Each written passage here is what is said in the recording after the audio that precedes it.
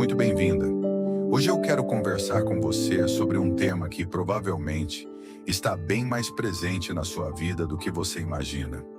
A sua luz e a sua sombra, segundo a visão de Carl Gustav Jung. Calma, não precisa sair correndo porque eu falei Jung. Eu prometo, nada de papo complicado, nada de linguagem de livro de faculdade de psicologia. A ideia aqui é te ajudar a entender você mesma, de um jeito leve, íntimo, com exemplos do seu dia a dia. Aquelas coisinhas que a gente faz sem nem perceber, mas que dizem muito sobre o que está acontecendo dentro da nossa psique. Talvez você já tenha se pego pensando assim: nossa, por que eu reajo tanto quando alguém não me responde no WhatsApp? Ou, por que eu julgo tanto aquela pessoa se no fundo eu sei que não sou tão diferente assim? Ou ainda, por que eu falo que não vou fazer mais isso? E na primeira oportunidade, eu vou lá e faço de novo. Talvez você já tenha se sentido estranha dentro de você mesma, tipo, eu não queria ser assim, mas parece que tem uma parte minha que vai lá e me sabota. Pois é, bem-vinda ao maravilhoso, caótico e às vezes até engraçado mundo da sombra. Fica comigo até o final, porque além de entender o que é a tal da luz e da sombra em você, você vai começar a perceber sinais no seu dia a dia. E pode ser que algumas fichas caiam de um jeito bem libertador. E talvez um pouquinho desconfortável também, mas no bom sentido. Desconforto que cura, não desconforto que machuca. Respira fundo se puder. Esse é um convite para você se olhar com mais gentileza. Vamos começar do começo.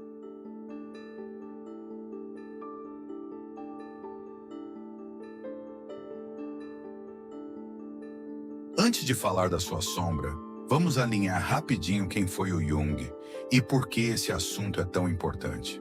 Carl Gustav Jung foi um psiquiatra e psicoterapeuta suíço que lá no começo trabalhou com Freud, mas depois seguiu um caminho próprio. Enquanto muita gente falava só de trauma, neurose e inconsciente de um jeito pesado, o Jung começou a olhar para a psique humana como algo muito mais amplo, simbólico, profundo e até espiritual. Ele se interessava por sonhos, mitos, símbolos, religiosidade, cultura. Tudo aquilo que ajuda a contar a história da alma humana. Jung fazia perguntas do tipo: por que pessoas de culturas completamente diferentes sonham com coisas parecidas? Por que certos símbolos aparecem em religiões diferentes, em tempos diferentes? Por que certas histórias atravessam séculos e continuam fazendo sentido? E dentro desse olhar, ele percebeu que a gente não é uma coisa só. A gente não é um eu único, fixo, perfeitinho. Uma das grandes contribuições dele foi a ideia de que a nossa psique é feita de partes. Tem a parte que você conhece, que você mostra para o mundo, aquilo que você acredita que é você. E tem tudo aquilo que você não conhece, que você esconde, que você rejeita, que você finge que não é seu. Às vezes porque dói olhar, às vezes porque você aprendeu que não pode ser assim. É como se dentro de você morassem vários eus. A que cuida, a que trabalha, a que quer sumir do mapa, a que é super racional, a que é super emotiva, a que é carente, a que é independente e aquelas que você prefere nem admitir que existem. Talvez você conheça bem a sua parte responsável, mas não conheça tão bem a sua parte egoísta. Talvez você mostre para o mundo a sua parte forte, mas esconda da sua própria consciência a sua parte frágil. Jung olhava para tudo isso e dizia, de um jeito muito resumido: nós somos muito mais do que aquilo que a gente acha que é. E aí entra o conceito de sombra. E só para deixar claro desde já, ter sombra não é defeito, não é coisa de gente ruim. Ter sombra é simplesmente ser humana. Todo mundo tem sombra. As pessoas mais espirituais têm sombra. As mais racionais têm sombra. As que fazem terapia há anos também têm sombra. Então, se você estava achando que ia ouvir aqui um tutorial para virar uma pessoa 100% iluminada, zen, plena e sem defeitos, eu já vou avisando, isso não existe. Nem na vida real, nem na psicanálise junguiana. O que existe é aprender a conhecer a sua luz e a sua sombra e conviver melhor com elas. É uma relação, não um fim de jogo. Não é sobre zerar problemas, é sobre se relacionar de forma mais consciente com o que existe dentro de você. Vamos traduzir isso para a linguagem do dia a dia. Quando eu falo em luz, eu estou falando das partes suas que você aceita, gosta, se orgulha. Suas qualidades, seus talentos, aquilo que você posta no Instagram sem medo, aquilo que você mostra no primeiro encontro, no currículo, na entrevista de emprego. Por exemplo, sou uma pessoa responsável, carinhosa, dedicada, sincera, engraçada. Talvez também sou resiliente, sou forte, sou parceira, sou confiável. Às vezes você até dá uma pequena aumentada nessas qualidades, mas no fundo é tudo aquilo que você reconhece em você e sente que pode mostrar. Essa é a sua versão de vitrine, a sua persona. Persona, na linguagem de Jung, é essa máscara social que a gente veste para funcionar no mundo. É a sua personagem social, a profissional competente, a mãe dedicada, a amiga conselheira, a parceira compreensiva, a filha responsável. A persona não é necessariamente algo falso, ela é um recorte de você. Um recorte que muitas vezes é até muito verdadeiro, mas não é o quadro inteiro. O problema não é ter uma persona. O problema é quando você acredita que você é só isso. Quando você começa a acreditar que você é obrigatoriamente a forte, a boazinha, a que aguenta tudo, a que resolve tudo, você começa a sufocar outras partes suas que também existem. E aí do outro lado está a sombra. A sombra é tudo aquilo que você não quer ver em você. Acha feio, vergonhoso, inadequado.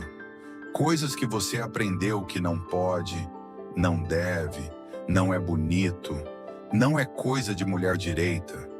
Ou coisas que simplesmente nunca foram estimuladas, então ficaram esquecidas, apagadas. E aqui entra um ponto fundamental. Muita coisa que está na sombra não é só ruim. Quando a gente ouve sombra, a gente pensa logo em defeito, em parte feia. Mas na visão junguiana, a sombra é um pacote. Lá dentro tem, sim, coisas difíceis. Raiva, inveja, ciúmes, orgulho, egoísmo, impulsividade. Mas lá dentro também tem muita potência que foi reprimida. Força, coragem, assertividade, sensualidade, ambição saudável, criatividade, desejo de prazer, desejo de descanso. Às vezes, são desejos, impulsos, talentos, uma raiva legítima, uma sexualidade viva, uma ambição de crescer, que foram reprimidos porque em algum momento você aprendeu que aquilo era feio, errado ou perigoso. A menina que cresceu ouvindo que mulher boazinha não fala alto, pode jogar para a sombra a própria assertividade. Então, quando adulta, talvez ela tenha dificuldade de dizer não, de se posicionar, de colocar limites. A mulher que aprendeu que dinheiro corrompe pode jogar para a sombra a própria ambição e o desejo de prosperar. E aí, quando ela vê alguém que assume o próprio desejo de ganhar dinheiro, ela julga. Mas lá no fundo, tem vontade de se permitir isso também. A que ouviu a vida toda que sexo é errado, pode jogar para a sombra a sua sensualidade. E aí ou ela reprime completamente, ou essa energia aparece em formas distorcidas, culpa, vergonha, sabotagem nos relacionamentos. E aí o que acontece? Essas partes não somem, elas só vão para o porão da psique.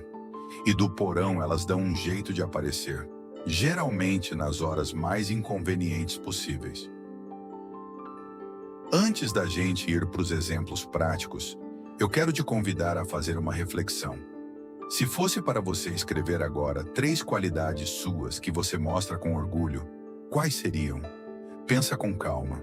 Talvez responsável, talvez carinhosa, talvez forte, inteligente, engraçada.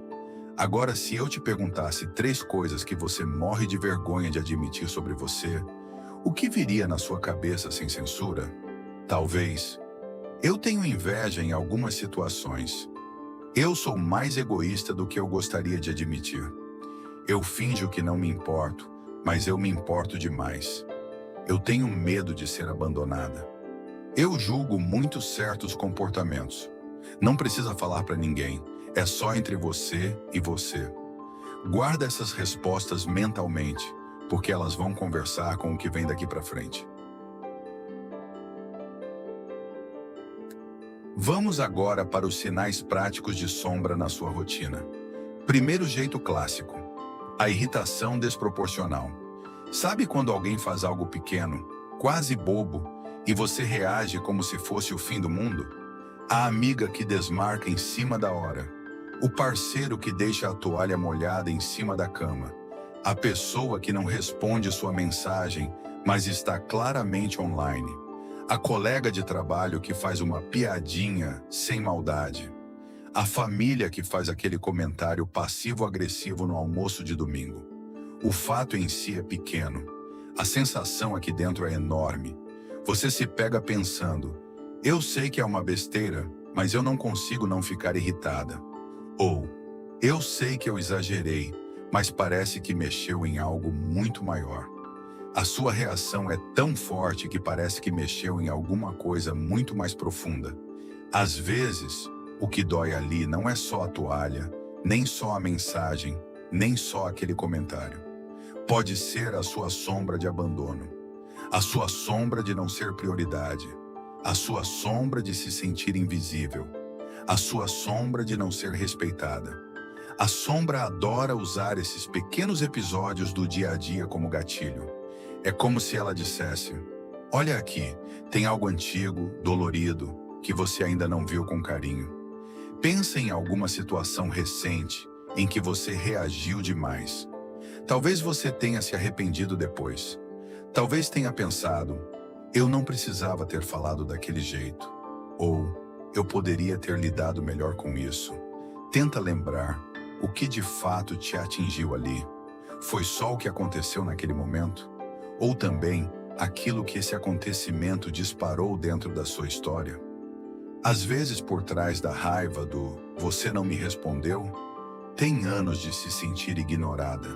Por trás da irritação com a toalha, tem anos de sentir que ninguém te considera, que ninguém te ajuda, que tudo cai na sua mão. Por trás da dor com um comentário da família, tem uma criança interna que cresceu ouvindo críticas e ainda está esperando ser vista, validada, acolhida. Outro jeito clássico da sombra aparecer é no julgamento. Quando você repara que tem uma pessoa específica que te irrita demais, mas sem uma explicação muito lógica. Não suporto gente exibida.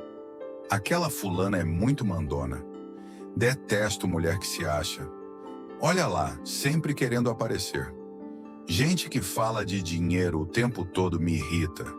Claro, existem comportamentos realmente invasivos, narcisistas, desrespeitosos. Ninguém é obrigado a gostar de todo mundo. Mas eu estou falando de um tipo específico de incômodo. Aquela implicância que gruda. Aquela irritação que volta na sua cabeça mesmo depois que a situação acabou. Às vezes, por trás desse julgamento, está uma parte sua que você não se permite viver. Talvez você também queira se mostrar mais, ser mais vista, mas tem medo do julgamento. Talvez você queira ser mais firme, dizer mais não, mas aprendeu a vida toda a engolir. Talvez você tenha vontade de se achar um pouquinho, de se valorizar mais, mas se cobre humildade o tempo todo. A gente tende a criticar lá fora aquilo que de alguma forma está bloqueado aqui dentro. Não porque você seja falsa ou hipócrita, mas porque é difícil admitir: eu também sou assim em algum nível. Ou: Eu também tenho essa vontade, mas não me permito. Tem também aquele momento em que você faz ou fala algo e depois pensa: gente, não sei o que deu em mim. Não sou assim.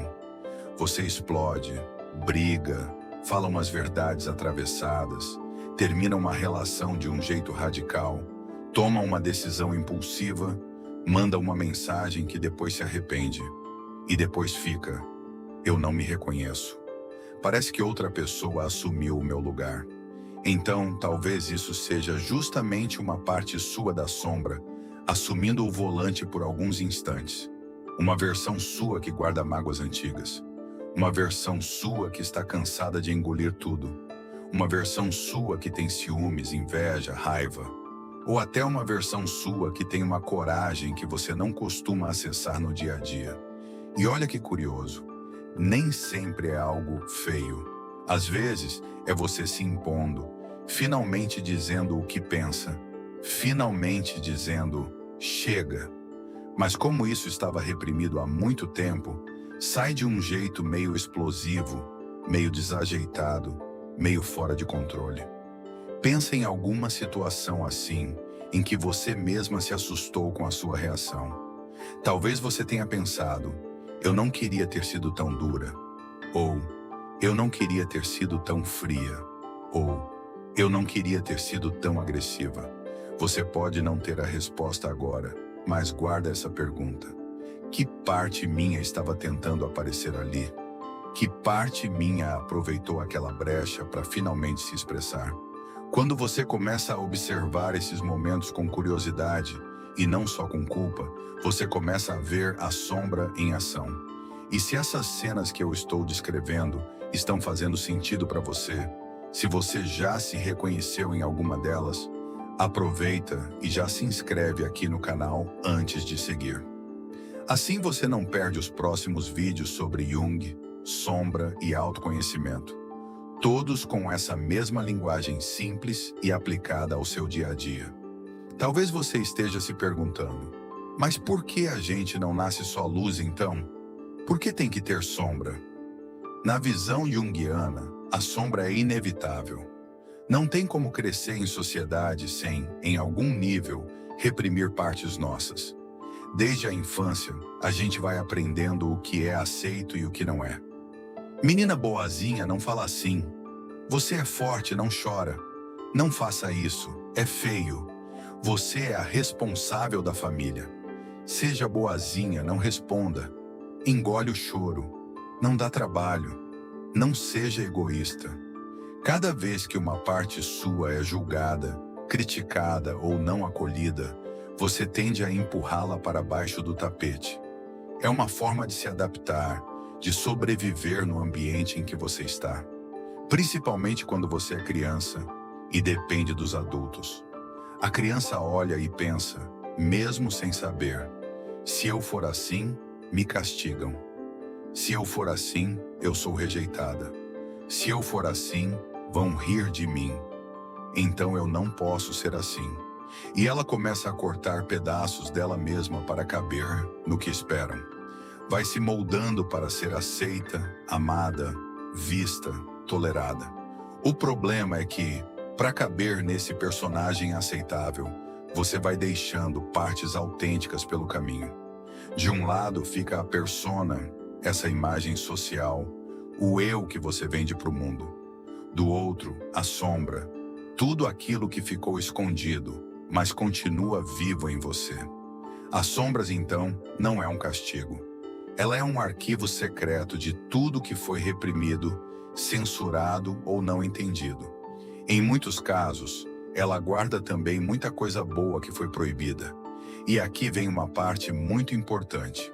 Nem tudo que está na sombra é negativo.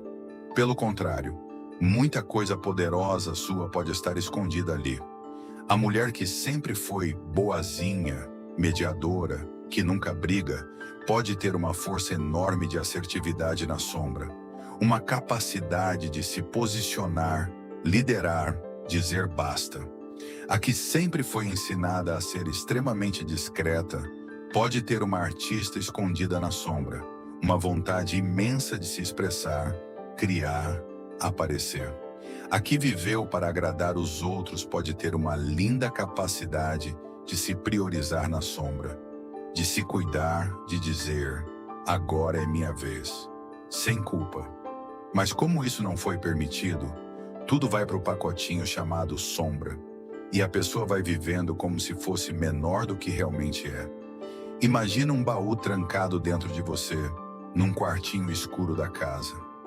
Ali dentro não estão só coisas quebradas. Ali dentro também tem joias, talentos, ideias, desejos legítimos. Só que como o quartinho é escuro, você tem medo de abrir. Trabalhar a sombra não é só olhar para defeitos, é também resgatar potência. É olhar para dentro e dizer: tem coisa aqui que eu preciso curar, sim, mas também tem coisa aqui que eu preciso libertar, dar voz, trazer para a vida. Agora vamos para o lado prático. Como começar a perceber a sua própria sombra?